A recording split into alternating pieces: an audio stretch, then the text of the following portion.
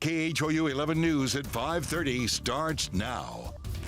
Hi, everyone. It's great to have you with us for this digital webcast. I'm Marcelino Benito. And I'm Cheryl Mercedes. We began with a tragedy near Texas Southern University where a woman was killed in a house fire. The Houston Fire Department tells us it started before noon at a home on Truxillo Street. That's near Alabama and Ennis Streets.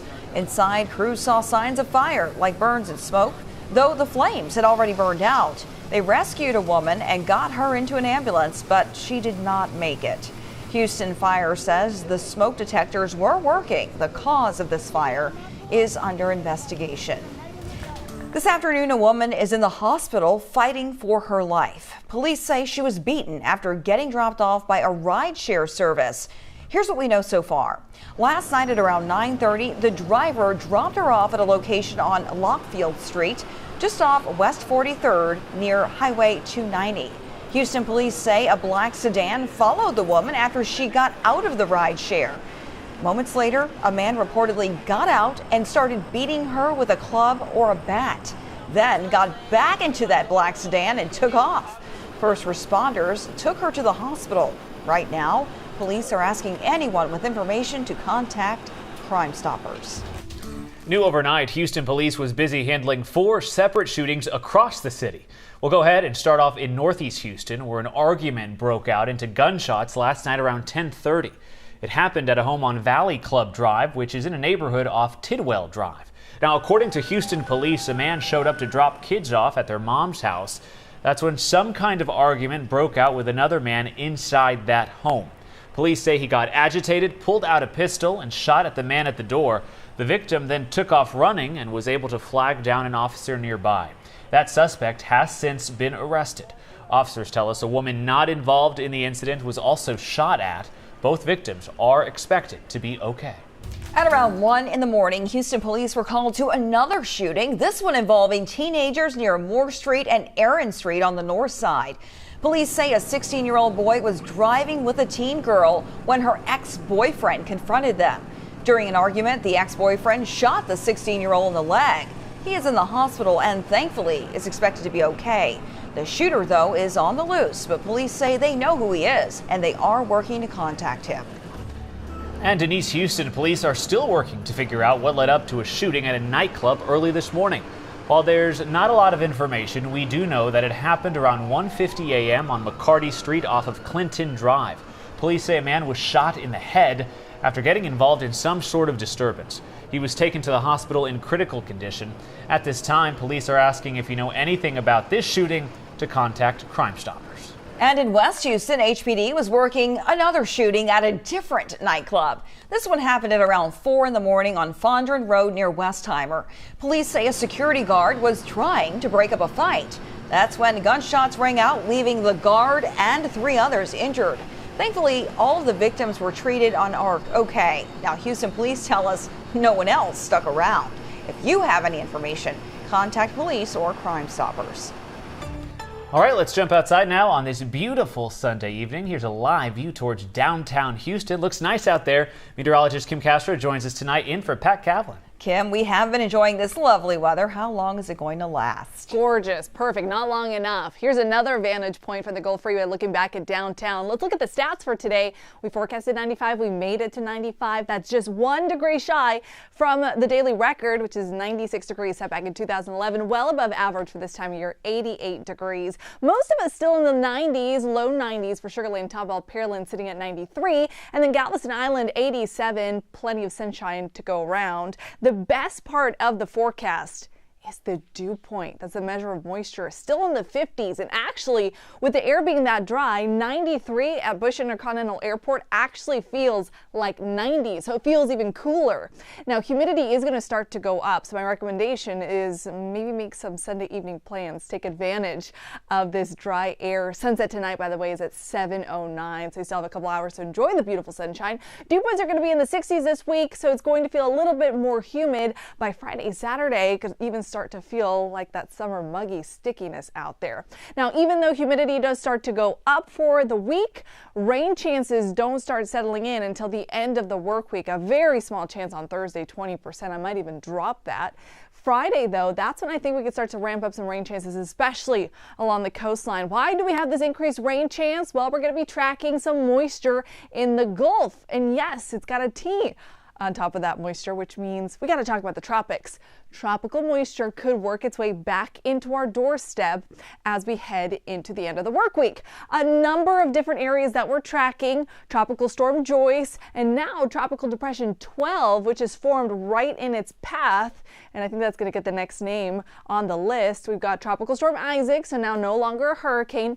Another area off the west coast of Africa with a 30% chance of development. And a higher likelihood for development is this blob right here in Central America, which could bring us that increased rain chance. So the next names on the list: Kirk and Leslie. I think the system that's right on the heels of Joyce is going to get Kirk, but maybe the 50% area that we're tracking in Central America could become Leslie. Let's look at future track over the next few days. So I think for tomorrow, for Tuesday, for Wednesday, we're going to be mostly sunny and warm. Now for the end of the work week, that's when we could start to see some of that rain creeping closer into our upper Texas coastline, maybe even as far north as the I-10 corridor or pushing closer to Walker County. So just keep an eye out on that. We might have some increased rain. For now, the models are pushing the center, if anything does form, to our east. So we just get some wraparound moisture slung in our direction. Our forecast for this evening looks like this. Temperatures are going to trickle down into the upper 70s by midnight, and then 10 degrees cooler than that during the overnight hours. 69 is going to be your starting point on your Monday, and then the high temperature tomorrow, same as today, will make it into the mid 90s, sunny and fairly hot. We'll keep that trend going for our Tuesday. Wednesday, temperatures start to lower just a little bit, and that's because we're going to have increased humidity. That doesn't allow those temperatures to soar quite as high, but it'll still feel pretty hot because we're going to be battling some moisture again. Now, Thursday, 20% chance, isolated chance for you to see some shower activity. Friday, we'll hike it up to 30%. I think that is the best likelihood that you get some rain in your backyard. 20% chance for some showers on Saturday, and then we start to dry up the forecast again on Sunday. So all in all, sunny and warmer than average for now, and then as we head into the Friday time frame, we'll start to think about packing an umbrella, guys. All right, Kim, thanks so much. Turning now to the southeast, where several states are reeling after Hurricane Helene roared through this past week. Right now, communities are continuing to clean up and recover after Helene made landfall as a powerful Category 4 hurricane. As Christian Benavides reports, the Carolinas are seeing unprecedented levels of damage, with authorities rushing to airlift supplies and restore communication. The city of Asheville, North Carolina is underwater. Across the state, wrecked roads have isolated some communities where power, along with internet and cell phone service, is out. Water is a big concern right now as well, and so we have sent bottled water in, but we also have the Army Corps of Engineers that's getting ready to start assessments today to see what we can do to help get those water systems back online quickly. It's so difficult to reach some of the areas most impacted, the state is now airlifting supplies. A number of mass feeding sites have been opened. Water, food, and other supplies are coming into Asheville, and they're also being airlifted from there to surrounding counties. Supplies are running low in South Carolina, too, where long lines of cars are growing outside gas stations. We've went through 9,000 gallons of gas since early this morning. We're out of ice, water, gas cans. Tennessee and Georgia are cleaning up as well, where flash flooding led to a number of rescues, devastating communities. Parts of Florida recorded more than 15 feet of storm surge. Governor Ron DeSantis is touring some of the devastation. Rescue teams are also going door to door to ensure residents are safe. Christian Benavides, CBS News. Thankfully, some relief is on the way to those impacted by Hurricane Helene. Just this evening, the Houston Texans posted on social media that they're donating $1 million to Hurricane Helene relief efforts. In the statement shared on X, they say, quote, "Giving back is at the heart of who we are as an organization, and we hope our support will help provide resources to those in need throughout the region." And the Texans aren't the only sports team helping out those in need. This weekend, the owner of the Carolina Panthers NFL team and his wife made a $3 million commitment to Hurricane Helene relief efforts. Plus, the owners of the Tampa Bay Buccaneers have also pledged to donate $1 million to help Floridians impacted by this storm. All the money donated will go towards food banks, pantries, community foundations, and other service agencies. And here in Texas, Governor Greg Abbott announced this morning that he plans to send emergency generators to help residents in Georgia who were impacted by Helene. In a statement, he said, quote, "By deploying these generators, we can help ensure that critical infrastructure can be restored quickly and efficiently. Texas will continue to deploy support and resources to our fellow Americans who were impacted by Helene." And closer to home, crews and volunteers from the Houston area are racing towards areas impacted by Helene's devastation. That includes 90 internal and contracted crews from Centerpoint, the Houston chapter of the American Red Cross, the United Cajun Navy, and the Salvation Army of Greater Houston. If you'd like to help with donations, you can find more information on our website at KHOU.com.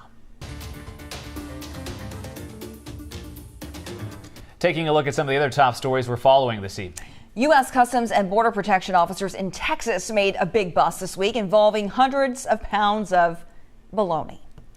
Officials say the woman only declared a cooked meal at primary inspection, but officers found very heavy suitcases that were filled with 40 rolls of the deli meat, along with 280 boxes of undeclared prescription meds and $7,600 hidden in her car.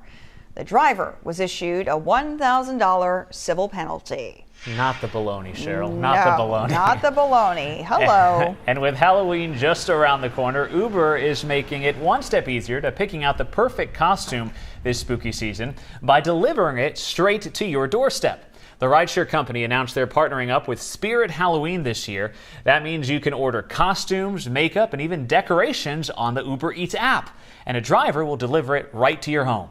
A heads up, though, there will be fees associated with Uber Eats delivery. It's fun. I love cleaning. It's like one of my favorite things.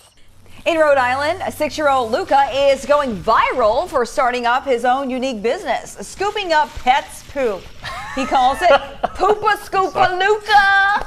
The first grader has a big heart for animals and even spends his time volunteering at a local animal shelter when he's not on duty. According to Luca's mom, the young boy started the business to help raise money to adopt a cat of his own, and after putting in the work, he finally gained his forever friend, Pebble. I wonder if he's going to continue scooping. Well, Lucas heart. yeah, well, Pebble's going to have to. Pebble has things to do. Yeah, you're right. He's got to scoop that now. He's got to scoop that. All right. Send Luke over to my house. That's right. He'll never be without a job. Hey, I mean, he's got a great business model there. Go That's for right. it. Absolutely. Yeah, way to go there. That's our time for now, but we've got you covered anytime on KHOU.com. All right, we'll have more for you coming up on the late edition of the 10 o'clock news. See you on TV then.